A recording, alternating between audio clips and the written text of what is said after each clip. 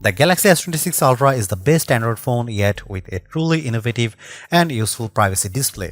You also get promising agentic AI features like Now Nudge, a thinner and lighter design, and better photos in low light. But the camera bump is a bit much, and there is still no silicon carbon battery. Here is the pros and cons in my full review. The Galaxy S26 Ultra is supposed to herald the age of agentic AI phones, but that doesn't mean much to the average person wondering if it's the best phone they can buy or if they should upgrade. The gist is that the AI inside this flagship should now be able to anticipate your needs better and help get stuff done for you. For example, the Now Brief feature surfaces recommendations based on the context of your texts. So, if someone asks you what time you want to go to the lunch, a little calendar button shortcut will show up, and soon, with automated app actions, you will be able to use your voice to do things like book an Uber or create a DoorDash order in the background via Gemini. In other words, apps are about to become a lot less relevant. Personally, I am more impressed with the S26 Ultra's hardware plus software innovations. Things like privacy display, which obscures private info from onlookers and can do so on an app-by-app basis, and the new horizon lock for shooting video, keeping your footage super steady no matter how shaky your hands. The Galaxy S26 Ultra is also lighter and thinner than its predecessor, and its camera system is noticeably improved in low light conditions. However, there are some things I don't like about the S26 Ultra, including its oversized camera bump and that its screen is dimmer than the previous S25 Ultra. Samsung's Galaxy S26 Ultra has a release date of March 11. The Galaxy S26 Ultra remains a steep $1,299, but at least Samsung didn't give this flagship a $100 price hike like the regular S26 and S26 Plus. You can also get up to $900 off with an instant trade-in credit. Just like before, the S26 Ultra starts with 256 GB of storage, but you can upgrade to 512 GB for $1,499 and 1 TB for $1,799. You notice the biggest difference between the Galaxy S26 Ultra and iPhone 17 Pro Max as soon as you pick these phones up. The S26 Ultra with just 7.55 ounces compared to 8.22 ounces for Apple's big screen flagship. The S26 Ultra is also thinner and lighter than the S25 Ultra, but also a smidge taller and wider. Samsung was able to achieve this weight loss partially because it ditched the titanium frame for aluminum, and I don't think it's a huge loss. The S26 Ultra also has more rounded corners versus the S25 Ultra, which helps make the phone look more unified with the rest of Samsung's new lineup, but it also makes it look more like an iPhone at a glance. I'd actually rather my $1,300 phone visually stand out compared to Samsung's other phones, but then again, I am a phone snob. My bigger issue is with the S26 Ultra's huge camera bump. The translucent pill-shaped glass plateau looks sleek compared to the floating lenses on the S25 Ultra, but the thickness of the bump itself causes the newer phone to wobble a lot more when placed flat on a table. And while the camera plateau on the iPhone 17 Pro Max is even bigger, it stretches across the back of the phone and therefore doesn't result in wobble. The other bummer about the S26 Ultra is that it lacks QI2 magnets for MagSafe-like charging.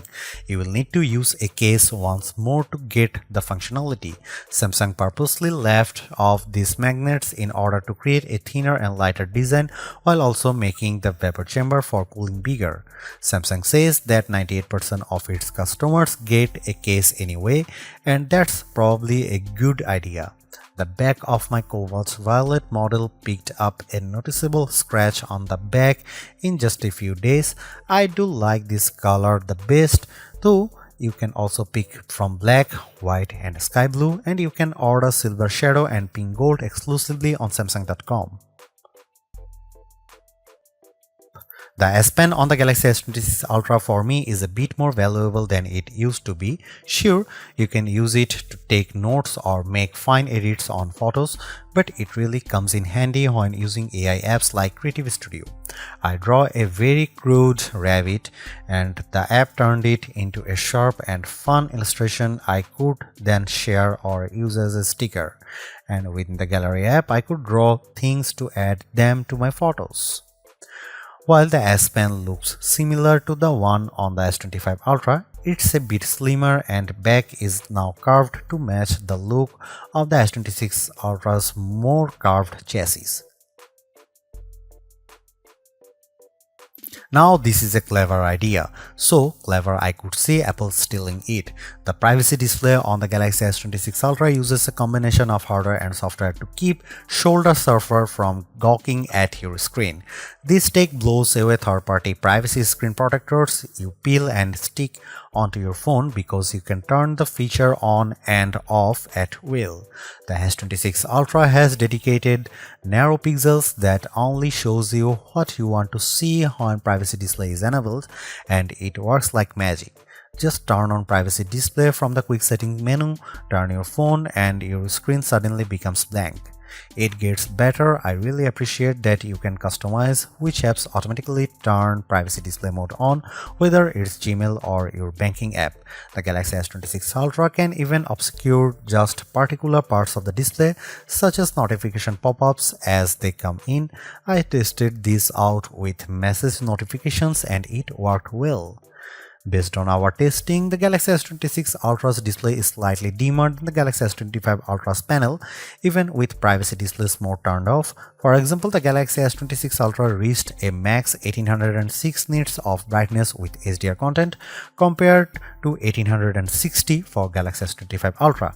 When viewed head-on, I could tell that the Galaxy S25 Ultra's screen was brighter when viewing website on Chrome, even though it was not dramatic. But you really notice a difference when you view the screen off angle. That's the price you pay for privacy display, and I personally think it's worth paying if you really care about privacy. Don't get me wrong, this is a fantastic OLED display on the Galaxy S26 Ultra. It also benefits from an improved Pro Scaler that makes photos and videos appear sharper, and you get more lifelike colors thanks to Samsung's mobile digital natural image engine. When I watched a video of a helmeted chameleon side by side on the Galaxy S26 Ultra and S25 Ultra, the older phone's screen was indeed brighter, but the chameleon looked sharper with more contrast through the S26 Ultra. Outdoors, the Galaxy S26 Ultra's display was brighter than the iPhone 17 Pro Max in direct sunlight, even though the iPhone turned in slightly better results in our lab testing. In our previous iPhone 17 Pro Max vs Galaxy S25 Ultra camera shootout, Samsung lost points for mediocre low-light performance, but Samsung is firing back with a wider aperture on its main 200-megapixel camera and 50-megapixel telephoto lens. The result should be up to 47% and 37% brighter images through these two cameras. So I put that to set the test in a series of shots with the Galaxy S25 Ultra and Apple's Flagship. Check out this zoom shot of Clock Tower. The Galaxy S26 Ultra image is noticeably clearer, while the S25 Ultra shot is fuzzy and chock full of noise. So, how about colors? In this shot of tinted daisies, I prefer the brighter image from the iPhone 17 Pro Max, but the Galaxy S26 Ultra delivers a bit more detail in the petals and more contrast, so it comes down to personal preference. The S26 Ultra fared better indoors too. In this nearly dark room, it shot a brighter image of these decorative flowers and vase. You can make out more detail in the petals and the lamp in the background. The iPhone 17 Pro Max captures an even brighter shot too. Here are some camera samples of the Galaxy S26 Ultra.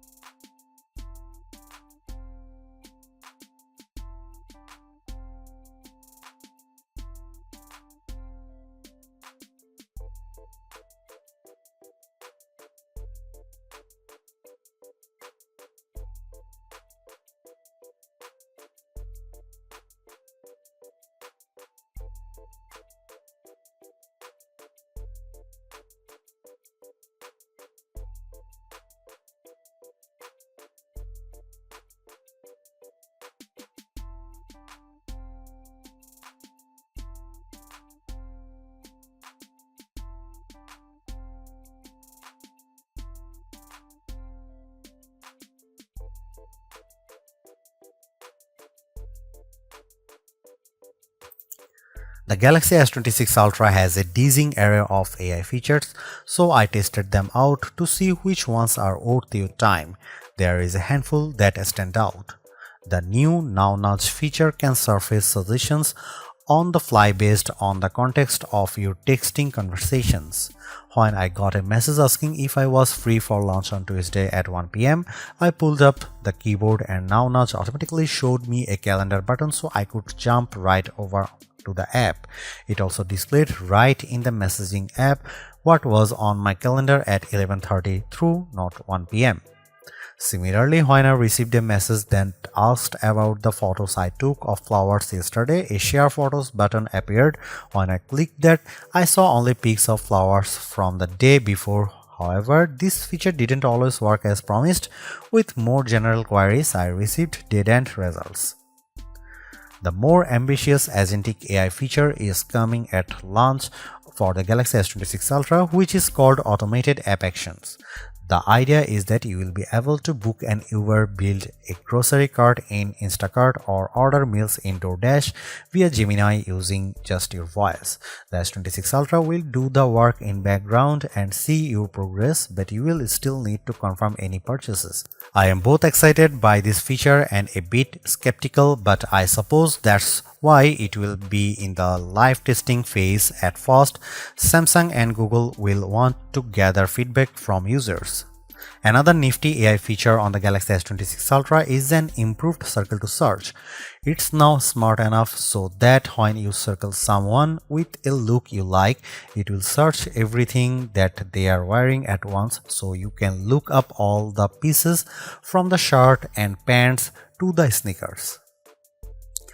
On the photo front, there's a new photo assist feature in the Samsung Gallery app that lets you use natural language to improve or transform your images. For example, you can put a chewed up cupcake baked together with a prompt of change the time or day or session. I tweaked an image by saying make it daytime and put the sun and clouds in the sky, and the result was pretty convincing. You can even combine images by adding other photos from your gallery into a picture, and you can describe how you want them combined. I had fun putting my puppy in various shots, for example. Believe it or not, Bixby is also still a thing, and it's now supercharged with Perplexity. Bixby comes in handy for quickly tweaking device settings or learning how to do things on your S26 Ultra, but Perplexity integration now adds an extra layer of intelligence. Beyond just summarizing web pages, you can get quick answers to questions. In my case, I asked about the 5 biggest upgrades between the S26 Ultra and S25 Ultra, and the answer was solid. My main complaint with all of these AI features is that it can be hard to know what is available where. Google Photos has different AI functions than the Samsung Gallery app, for example, and a long press of the power button brings up Gemini by default, but you can say "Hey Bixby" to bring up that assistant. I am all for choice, but it can get confusing for me, and I am a nerd. The Galaxy S26 Ultra is one of those phones that should get better and smarter over time. The agentic AI features are good now, but should become more useful as the phone gets to know your patterns. And automated app actions seem to have a lot of potential, assuming the integration with Uber, DoorDash, and other apps works as promised. The reasons to get the S26 Ultra right now and upgrade your phone are features like privacy display. At a time phone makers are being criticized for iterative updates, this is a truly innovative feature that solves a problem, and it is completely customizable. I am also very impressed with the horizon lock feature when shooting video and improved low light photos and videos. I'd like to see a design that doesn't wobble on your desk with a revamped camera bump, and I'm a bit worried that I got a scratch on the back of the phone after just a week of testing, and while the battery life is solid, the iPhone 17 Pro Max is still ahead on endurance, and Samsung could surge ahead if it embraces silicon carbon tech. Overall, I highly recommend the S26 Ultra. It's super smart, sleek, and fast.